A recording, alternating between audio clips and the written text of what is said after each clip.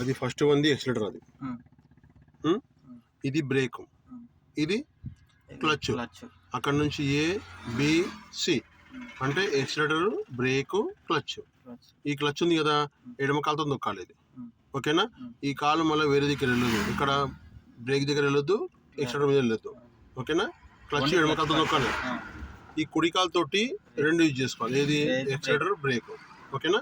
ఆ ఎక్సిలేటర్ మీద పాదం పెట్టాలి తెలుసా, ఓన్లీ బొట్టనేలే పెట్టాలి. దాని బొట్టనేలు దాని పక్కన 2 ఫింగర్స్ పెట్టుకోవాలి. అట్లా రెండే ఏళ్ళు పెట్టుకోవాలి, ఎక్కువ పెట్టద్దు, పాదం మొత్తం పెట్టద్దు. దీని మీద కూడా బ్రేక్ మీద 4 ఫింగర్స్ మంచిగా పెట్టాలి. ఓకే, కొద్ది అట్లా పాదం మంచిగా గట్టిగా బలంగా తొక్కొద్దు, స్మూత్గా హ్యాండిల్ చేయాలి. క్లచ్ కూడా అంతే, కానీ ఈ క్లచ్ బ్రేక్ ఒకేతో తొక్కొద్దు, బొట్టనేలతో తొక్కొద్దు, మంచిగా 4 ఏళ్ళు పెట్టి తొక్కాలి. ఓకేనా? ఇప్పుడు కింద ఇలా చిన్న రాండు చూడు, అయితే ఇప్పుడు నువ్వు చేయి పెట్టినా కదా, 2 కాళ్ళ మధ్యలో చేయి పెట్టొద్దు, ఇక్కడ మోకాలు వచ్చి గుద్దుకుంటుంది. అయితే 2 కాళ్ళు దగ్గర అనుకొని ఇప్పుడు లేపి ముందుకు అనుకోవాలి. బస్.